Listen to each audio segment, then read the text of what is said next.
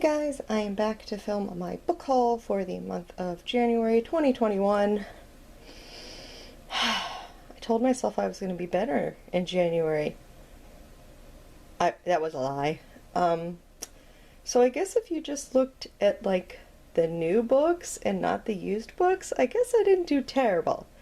But then the used books happened and yeah. So like normal, we are going to go over. Okay, well there's one that's two, maybe, that aren't romances. That's it, so I guess we'll do those first. Because, yeah. So first off, and I'm super excited for this, is Across the Green Grass Fields. This is the 6th? Does that sound right? I don't know. I think it's the 6th book in the Wayward Children series. This will be really interesting. I love the Wayward Children series. So this is about basically children that are like, they find a door and the door is like, are you sure? And then they get transported to like fantasy kind of lands, like a candy land or like a goblin market and things like that. And then like they have that time while they're there for like years and years, and then they come back and they're like the same age that they left, and they have to deal with like, oh gosh, this real world, what is this? And it's amazing and I love it. And they always do like this lovely thing where they kind of like do like one book where they would focus on one of the fantasy worlds, and then the second book where they would like mostly focus on like the here and now and the people that, the kids that are just dealing with it. So this is actually, as they're toting it on the spine, a standalone Wayward Children's story containing all new characters and a great jumping on point for new readers. Well, I'm not a new reader. I've read like all of them multiple times. This is probably the only book series that I've read multiple times, if we're going to be honest. Because usually I tend to read the prior books before I read the new book every time a new book comes out. So I've done this at least 2 or 3 times. Granted, I did not pre-read the other 5, I still think it's 5, because this one is supposed to be standalone that you can read by yourself without the other books. So it'll be interesting how I feel about that. I think people are not liking this one as much, but I could be wrong. So there's like the only, well, I think technically this one is not a romance. So I ended up getting Bait and Witch. I pre-ordered this one. I think it technically came out at the end of December, but after I'd already done my haul. And this is a Winifred who becomes the new librarian in a small town in Oregon. The library, housed in a Victorian mansion, is slated to be bulldozed. Still disguising the news that her safe haven is about to become a scrap lumber, Jody discovers a body in the woods. Also shocking, she learns she's a descendant from a long line of witches, and her powers have suddenly sprung to life, with the help of a spoiled alley cat who may just be her familiar. So it's like a cozy mystery, and I'm all here for it. And it's the first in a series, so if I like it, I can continue on reading that series. But, cat. Enough said. So the next ones that I got, let's do the bigger size first. And these are all romances, because this is Lindsay. So it is Miss Malcolm's List. So this is apparently soon to be a major motion picture, so that's cool. If I like it, I can watch the movie.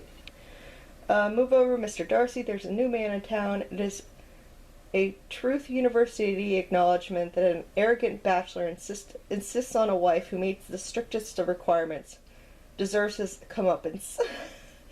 The Honorable Jeremy Malcolm is searching for a wife, but not just any wife. He's determined to elude the fortune hunters and find a near-perfect woman, one who will meet the qualifications of his well-crafted list. But after years of searching, he's beginning to despair of ever finding one. And then Selena arrives in town, a viscor's daughter of limited means and a stranger to higher society, is thrilled when her best friend Julia invites her to London, until she learns it's part of a plot to exact revenge on Mr. Malcolm. So yeah, it sounds awesome. And then the last one I got that's of that size was shipped. This was one that Gabby Reads, I think, got an early copy and actually read in December, and it was like one of her favorite books that she read in 2020, even though it didn't come out until 2021. So it sounded really cute. It just sounds fun. I mean, okay, so it's like the Unhoneymooners meet the Hating Game. I have not read either, so that does make it rather complicated, and I'm not sure where all this glue came from. Oh, that's cute, because I'm pretty sure it wasn't there before, so a cat must have done something. But this is a woman who works at a boys, where'd you go? A cruise line for marketing, which sounds fun because I actually did, before the Rona, I actually did like going on cruise ships. So it's basically there's like two people that are like vying for this like position, and they have to go on a like a cruise to the Galapagos together, and then I think they end up getting stranded, maybe? I don't know, but it sounds interesting. But it also is on a cruise, which sounds amazing to me because I really actually do like cruises. I mean, not right now. I would never do that right now, but... So the next thing that I got is...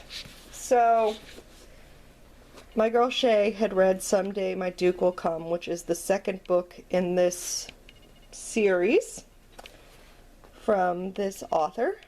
And she said she really enjoyed it. It was like one of her 5-star reads. So I ended up getting it, and then because it's the second book in the series, I ended up getting A Good Duke Is Hard to Find, so I at least have 1 and 2, because I am like that, and I want to read them in order. The next one that I ended up getting is this one, which is How to Catch a Sinful Marquise. This is funny because I didn't even know this one existed until... So Crystal from Crystal's Bookish Life had this actually on her wish list, and it sounded really cute.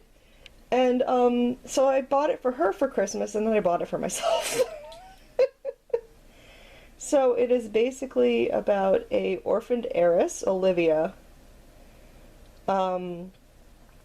She's thrown out of the Young Ladies Academy. She doubts she'll ever find someone who will love her rather than her bank account. To make matters worse, her dissolved cousin Felix is determined to marry her against her wishes. A virtual prisoner in her guardian's London townhouse, Olivia can't help but develop a tenure for her neighbor, a Scottish Marquise. So he's battle-scarred and everything else.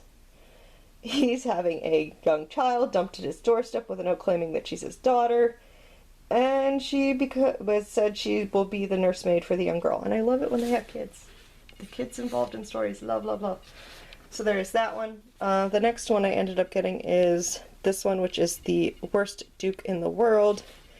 I do not know if this is like the first book in the series or not. I tried to do that, but who knows? I think this was a pre-order, so... A wayward duke must choose. Will he be the bad hero in a love story gone awry, or the brave and clever hero who risks everything for true love? So, sounds good. So I got that. And then last but not least of the pre-orders, I ended up getting The Heiress Gets a Duke. This is actually from the Jove book line, I think, which I don't really have that much from. And it's also an American heiress, which I don't have much of that either. Even a fortune forged in railroads and steel can't buy entrance into the upper eons of Victorian high society. For that you need a marriage of convenience. American heiress August has aspirations, but unlike her peers, it isn't some stuffy British lord she wants to wrap around her fingers. It's Crenshaw Ironworks, the family business. When it's clear that August's outrageously progressive ways render her unsuitable for a respectable match, her parents offer her younger sister to the highest esteemed bidder instead. This simply will not do. August refuses to leave her sister to the mercy of a loveless marriage. So she's protecting her sister, which I also appreciate. Okay. So those are all the pre-orders. So if I had just gotten that, I don't think that would have been terrible. But I didn't, because I went on a used book kick. So I went to Thrift Books. Now, I will say, the thing about this is all the books on this Thrift Book haul are books that I were missing in the middle of series so that I could read the series. So basically, if I had gotten like some of the series from McKay's and I had like book 2 and 4 and 5, I got 1 and 3 and stuff like that, just so that I could fill the gaps and have the full series when I started to read it. So the first one that I got is Elizabeth Hoyt. I got a lot of Elizabeth Hoyt. A Maiden Lane novel, Wicked Intentions. I think this is the first one, maybe? I think, but I could be wrong. It does not have a step back, sadly. I kind of want to go back and try and find it with the step back, because all of her step backs are gorgeous. The next one that I got is also from her, and it is To Seduce a Sinner. So, I think this is part of some series as well. It does have the step back. Hello, beauty. So, I don't remember which one this is in relation to what, but got that one.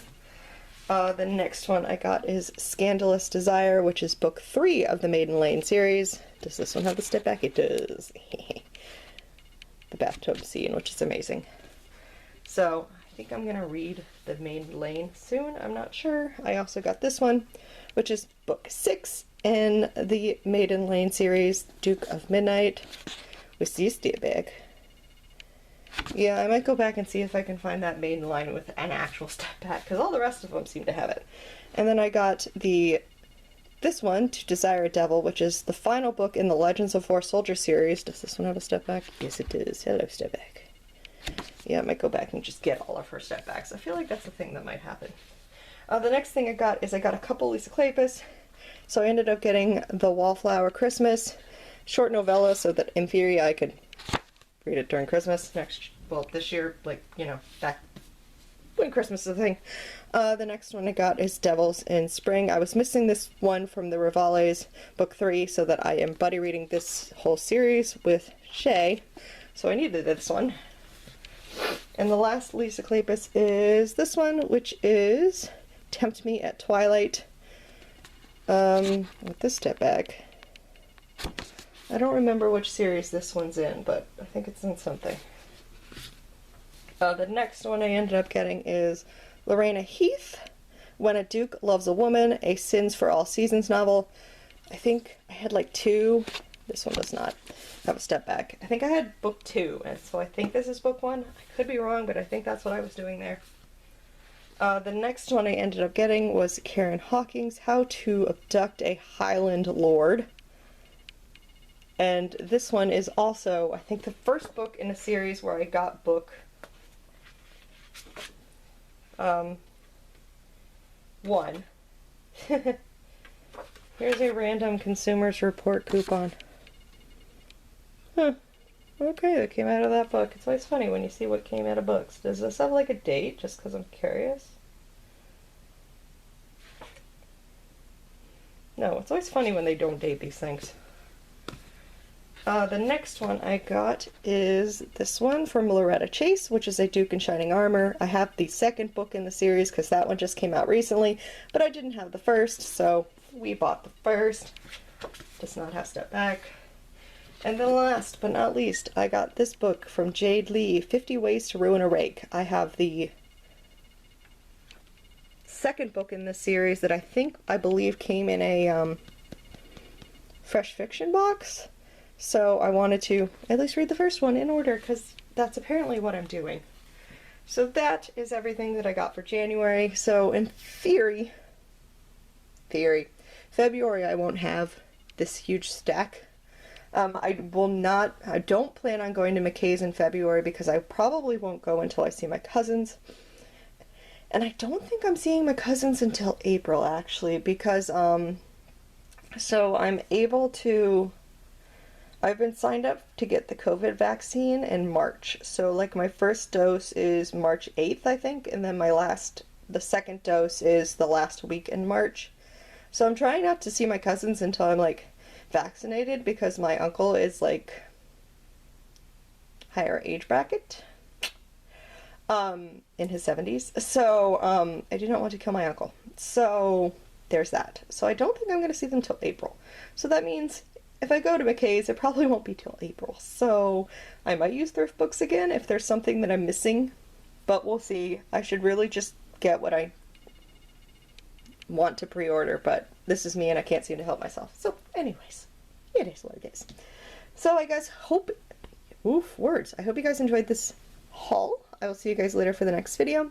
Everyone have a very good rest of the day.